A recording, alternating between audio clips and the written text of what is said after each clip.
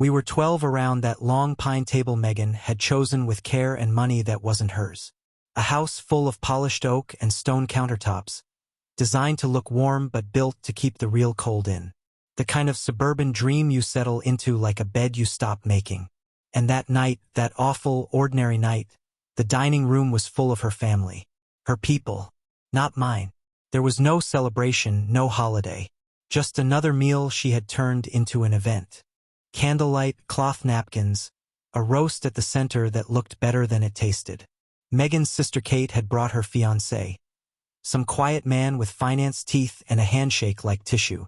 Her mother, Ellen, sat near the end, sharp as ever in pearls that hadn't been out of style since the Reagan years.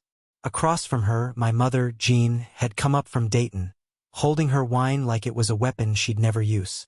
Quiet, polite, watching me the way only a mother can. Nick sat directly across from me. Megan's only child. 19. College freshman. Eyes like his father's, jaw like hers, and a sneer all his own. He wore a jacket indoors, like the house was cold or the performance demanded costume. Every movement was practiced. The lean against the chair, the lazy way he swirled his drink, the pauses between each sentence he offered to his cousins. He performed adulthood with a kind of smug elegance, as if becoming a man was about tempo, not choices. I had paid for the house we were sitting in. I had paid for the roast we were eating. I had paid for the car parked in the driveway with Nick's name on the insurance. I had paid for the first 2 quarters of his college education, down to the meal plan and the dorm curtains. But none of that mattered because I had also done the one thing no one had asked of me. I stayed. And staying in this house, in this family, came at a cost I never saw itemized. Nick was mid-story about a philosophy professor who'd canceled a final because of emotional fatigue. Everyone chuckled. The kind of laughter that's more about the people at the table than the joke itself. He had them. He knew it. His eyes flicked around, assessing, confirming. Then they landed on me. That's when he said it. "You're nobody here," he said. His voice was clear, confident. "You're just convenient." It wasn't shouted. That would have made it a scene. No, it was delivered with the calm, surgical tone of someone who's not angry, just done pretending. The table stilled. The candles flickered. Forks hung in the air like forgotten tools. My mother's hand reached slightly across the table. Her voice was gentle, even maternal. "Nick," she said, "please, don't make a scene." Kate didn't flinch. She looked down at her plate like it had asked her a question she couldn't answer. Megan. My wife, my partner, the woman I'd carried through 3 rounds of joblessness, 1 near divorce, and every financial disaster her ex had left in his wake, said nothing. Not one word. I met Nick's eyes. I didn't blink. I didn't raise my voice. I didn't ask for an explanation. "I understand," I said. That was all. I didn't finish my food. I didn't wait for dessert. I excused myself quietly, nodded to my mother, and walked into the kitchen while conversation tried, and failed, to rebuild itself behind me. There, in the dim yellow light of a house I'd financed but never truly belonged in, I sat with the only things that had ever told the truth. Bills, receipts, and a laptop full of old emails from college bursars and financial aid offices. Transfer confirmations, payment plans, tuition deadlines. A trail of money that could have spelled love if you squinted hard enough. The roast had cost $108. 64. The wine, another $72. The dining set we were all pretending to feel comfortable around, just under $4,000, financed at 0% for 18 months. I had built this life like a man digging a foundation alone at night. Quiet, repetitive, believing the house would shelter me when the storm came. But the storm came from inside. I pulled up Nick's last tuition bill. $18,700. Due in 2 weeks. Already paid. By me. I stared at the screen. For 19 years, Nick had been told that I was not his father, not in blood, not in spirit. I was the man who showed up too late to be mythologized and too early to be ignored. I was not his disciplinarian. I was not his friend. I was the man Megan married when her son was 6. A soft landing when her first husband went missing one final time. When Nick was 12, I took him to a Reds game. He didn't thank me. When he was 15 and crashed his bike, it was my hands that stitched his leg up in the driveway until urgent care could take over. He never brought it up again. When he turned 17, I handed him a used Camry with a full tank. He drove it 2 weeks before denting the door. I paid for the repairs. He never said sorry. Every memory had its receipt.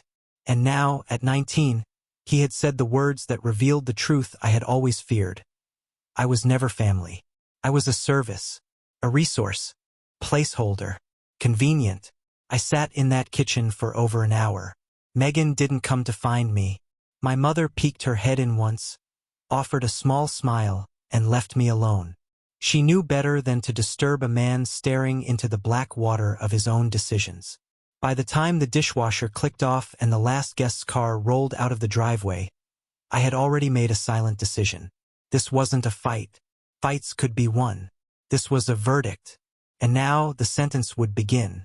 The morning light came in too clean, too soft, like it didn't know what had happened the night before. The kind of light you only get in suburbs like this, gentle enough to lie to you. I was already dressed when Megan came down. She always slept later than I did on Sundays. She said it was her one act of rebellion against the week. But that morning she padded into the kitchen quietly, eyes still swollen from sleep, her silk robe loose at the collar. I was at the counter, pouring coffee, as if the house hadn't shifted off its foundation overnight. "Morning," she said. "Morning." She opened the fridge, took out oat milk, poured herself half a cup. Then, like it was an afterthought, she asked, "Hey, did you forget to send the tuition payment?" I didn't turn around. "No," I said. "I didn't forget." There was a pause, not long, but just wide enough for her to step into it. Her voice lowered, careful now. "It didn't go through. I got an email from the bursar's office. They said the $18,700 payment was declined." I finally looked at her. "I stopped it," I said. Her lips parted slightly. "What do you mean you stopped it?" "I mean I logged in last night and canceled the transfer. Intentionally." The silence that followed wasn't just quiet. It was structural. The kind of silence that rewrites the walls of a house, that rearranges the gravity inside a marriage. Megan blinked. Her hand tightened around the mug. She wasn't angry. Not yet. She was confused, which in some ways was worse. "Michael, that's Nick's tuition." I nodded. "I know. It's due. I know." She set the mug down too carefully, as if she suddenly didn't trust her own hands. "What happened last night?" she asked, but the question was rhetorical. She already knew. She'd been sitting at the same table. She just hadn't said anything. I didn't answer. She folded her arms. "You're punishing him." "No," I said. "I'm listening to him." She flinched, but barely. A twitch in the corner of her mouth, like a cut that hadn't bled yet. "He's 19, she said. I nodded again. "Old enough to know what he's saying." The silence returned. She didn't push again. She just turned and walked out, leaving her mug untouched, the oat milk still on the counter. Hours passed. The sun moved across the kitchen tiles like it had nowhere better to be. Nick didn't come down. Kate didn't text. No one called. By noon, the house had gone hollow. Every room felt like it was pretending to be lived in. The sink didn't drip. The clock didn't tick. Megan moved through the hallways like a ghost retracing the floor plan of her old life, not yet realizing it had been sold out from under her. By 2 o'clock, the text started. The first was from Nick. Just one line. "Did you cancel the payment?" I didn't reply. 20 minutes later, I checked the portal. Nothing's posted. What's going on? Still nothing. Then, is this about last night? Seriously? No apology. No reflection. Just concern about the disruption. Like I had unplugged the cable or turned off the Wi-Fi. Then came the one that mattered. "You said you understood. I thought that meant you wouldn't make a big deal." That's when I laughed. Not out loud. Just a short breath through the nose. They never think it's a big deal when it's you bleeding. By evening, Megan had retreated to the bedroom. I heard drawers opening, hangers shifting, the sound of her closing herself off. The house, our house, had always been full of noise. Music from Nick's room, podcasts echoing from the bathroom, phone calls on speaker, laughter that never quite included me. But that day it went quiet, the kind of quiet that isn't rest, but withdrawal. Like the oxygen had changed. Dinner I ate alone. I grilled chicken. Steam rose from the plate, but the food felt distant. Like it wasn't mine to enjoy anymore. Nick never came downstairs. I imagined him up there, pacing, checking his bank account, opening group chats, half expecting the problem to fix itself the way it always had. A glitch, a delay, something apparent would smooth over. But no money came, no email from me, no explanation, because for the first time, there was nothing to explain. That night, Megan sat at the edge of the bed and said nothing. Her back was to me. She pulled the sheets up like a wall and stared at the window. When she finally spoke, her voice was flat. "He's scared." I nodded. "He should be. He's a kid." "No," I said. "He was a kid when I taught him how to ride a bike. He was a kid when he cried because his father missed his piano recital. He was a kid when I sat in that hospital room after he broke his arm and waited 6 hours while you cried in the hallway." I paused. "He's not a kid now. He's a man. And he decided to speak like one. So now he can learn what it costs to speak like that." She didn't reply. She didn't argue. But the silence between us was no longer passive. It had shape now. And memory. I went downstairs. Sat in the den. Opened the laptop again. I pulled up the other accounts, the rent transfer, the gas card, the groceries, the weekend money. I canceled all of it. One by one, like cutting power to a grid. Not in anger. Not to be cruel. But because I finally understood the contract I had unknowingly signed all those years ago. Stay invisible. Keep paying. Don't ask for thanks. And maybe we'll tolerate you. I had accepted those terms. But now I didn't. Around midnight, Megan came downstairs. She stood in the doorway, arms crossed. Like she didn't want to enter a room I now owned more than she did. Her voice was almost tender. Almost. "What do you want, Michael? An apology? A thank you? For Nick to call you Dad?" I looked up from the screen. "No," I said. "I want to stop being a line item in a life I'm not invited to." She looked down. Then she left. I sat there long after the lights went out upstairs, watching the cursor blink, watching the old math finally catch up to me. And in that quiet, I realized something I hadn't allowed myself to believe until that moment. They had never needed me. They had just needed my money. And now that it was gone, they were finally learning what it had been buying them all along. Not love. Not comfort. Permission. Permission to treat me like furniture. Permission to mock me at dinner. Permission to pretend this family ran without me. And I had given it freely until I didn't. It wasn't the tuition. Not really. It wasn't the $18,700, the rent, the car insurance, the fuel card, the grocery stipend. It wasn't the frozen accounts or the emails from billing offices. That was just the trigger. The match. The truth was deeper, older. Something I had buried under years of pretending. The problem wasn't money. The problem was value. What they missed was that I had never once paid for appreciation. I had been paying for permission. Permission to sit at a table I set. Permission to be ignored quietly, rather than rejected openly. Permission to exist in the same house as a memory they refused to let die. Nick's father, who vanished in body but somehow stayed in spirit. The next day, nobody spoke to me. Not Megan. Not Nick. I moved through the kitchen like a stranger in a museum built from my own money. The coffee machine I bought with points. The chairs I refinished in the garage. The custom backsplash she chose from a catalog I paid the shipping on. Megan passed me by at the sink. No eye contact. Her silence had evolved. It wasn't confusion anymore. It was something closer to shame. But not quite. Nick emerged around noon. Hoodie on. Barefoot. Phone in hand. He walked past me to the fridge, took out orange juice, drank straight from the carton. He didn't look at me, but he spoke. "You made your point," he said. "It wasn't an apology. It was a negotiation. I didn't respond. I waited. He took another swig. Then, a little quieter. Can you fix it? Just the tuition. I'll pay you back. Or Mom will. I turned to him. You said I was nobody, I said. He paused, surprised I'd brought it up. I didn't mean it like that. How did you mean it? He hesitated. I was mad. No, I said. You were honest. You just didn't expect honesty to have consequences. He set the juice down hard enough for it to splash. This is stupid. You're acting like a child. People say things. Families fight. You're making it personal.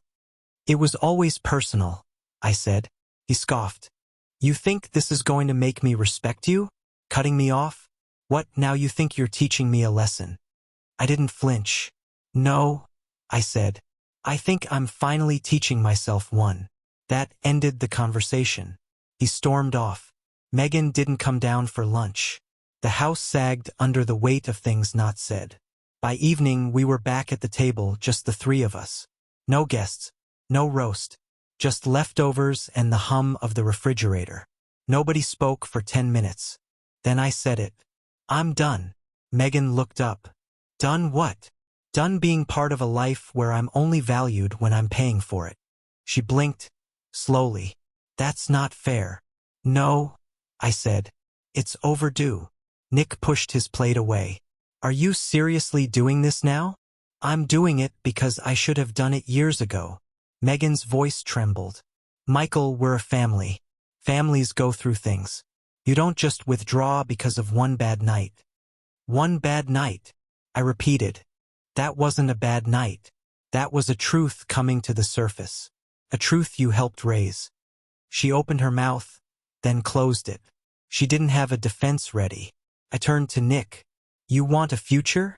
Then you build it. You pay for it. You own it. You don't get to spit on the hands that held you and then ask for them when you start to fall. Nick's eyes flared. You think you're better than my dad just because you paid more? I leaned forward slowly.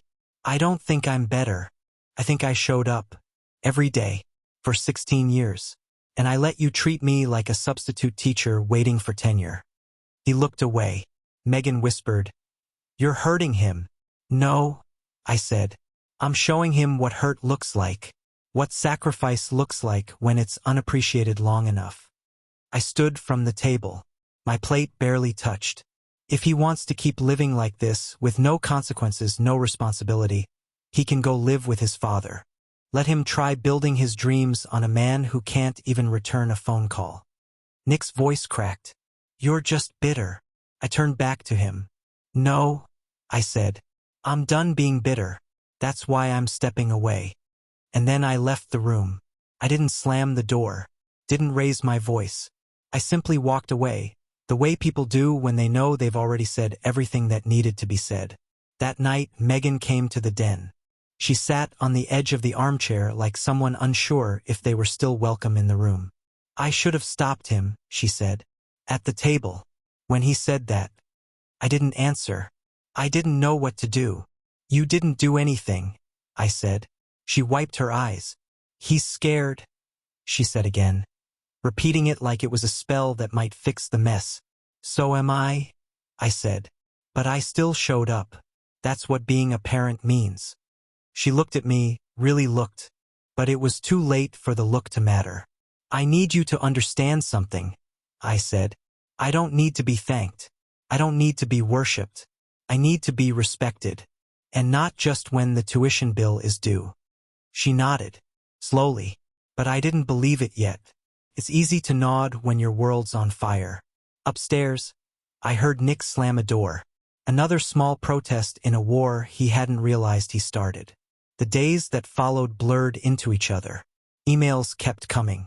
The university, the landlord, the card company.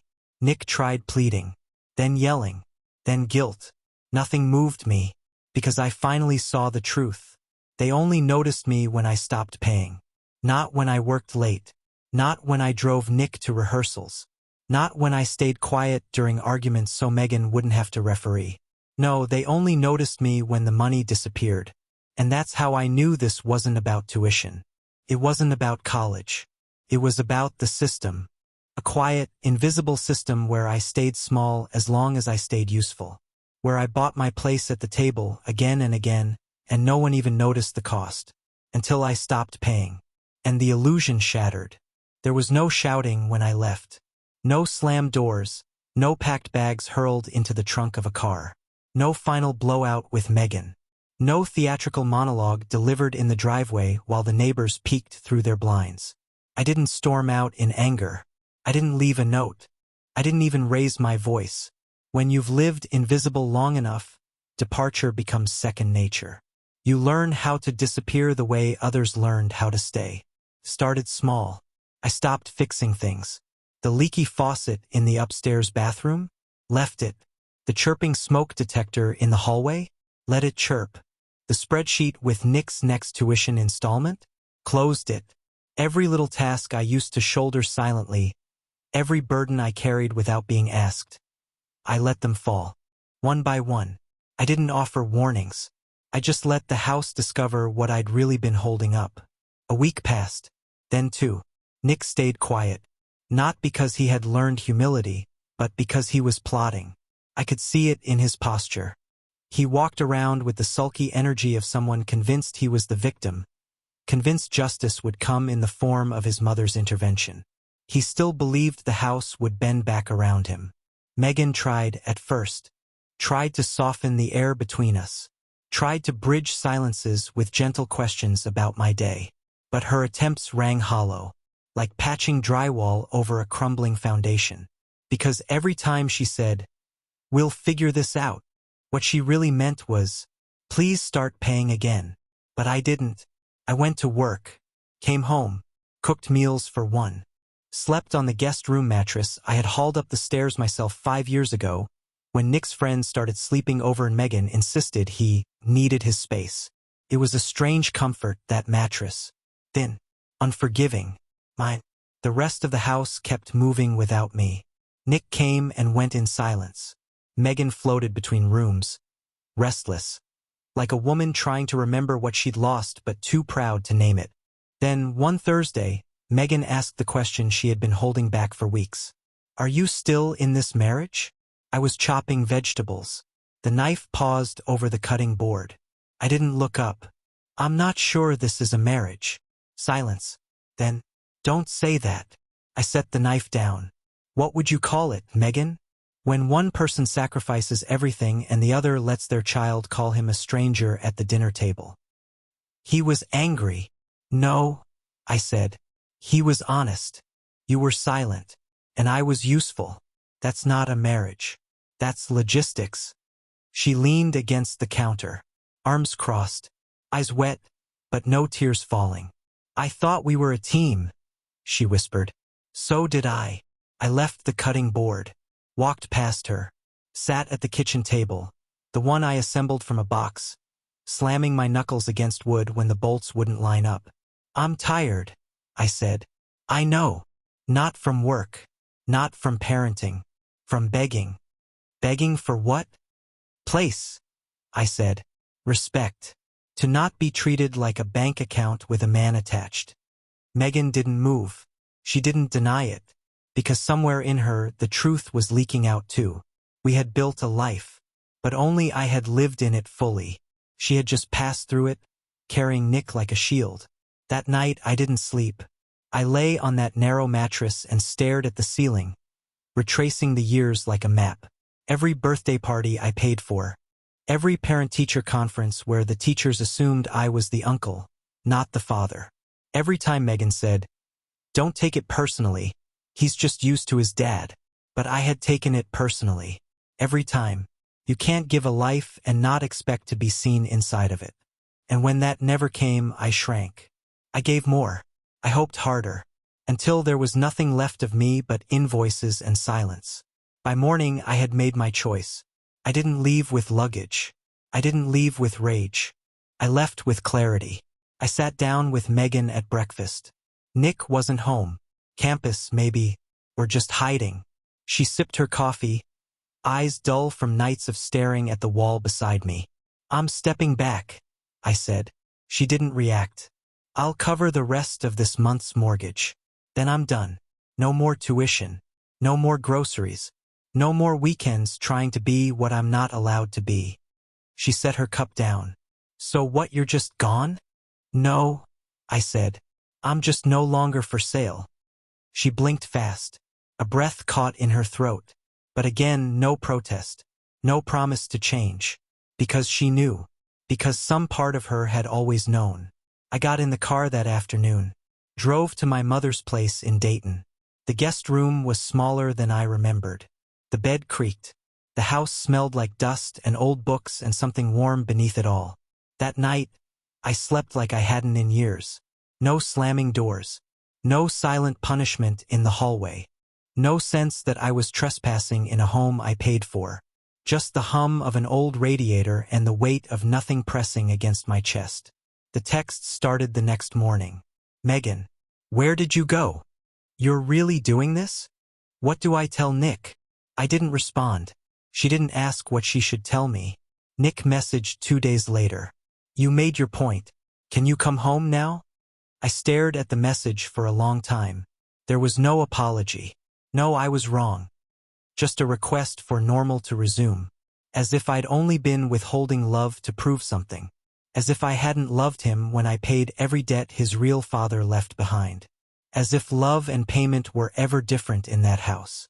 I typed back one line. You'll be fine. You have a real dad, remember? I didn't hear from him again. Megan called once a week later. I let it go to voicemail. Her voice was brittle. I miss you, but I don't know how to fix this. That was the closest thing to an admission I'd ever get. I listened to it twice, then deleted it. I started walking again. Every morning.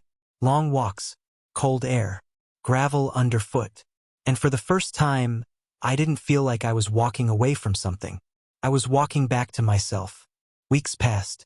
The house sent me no news. No updates. No pleas. Just silence. Maybe they thought I'd return when the silence grew loud enough. But I had lived in silence long before I left. Sometimes we wait for fireworks. For something loud and final to make the pain feel earned. But real endings come like this. Quiet. Unceremonious. Just a man packing up the parts of himself he can still carry. No one wept. No one begged.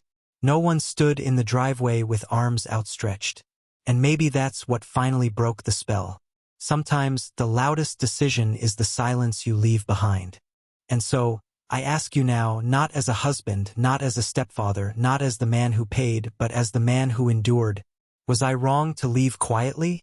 Or did they finally hear me when I said nothing at all?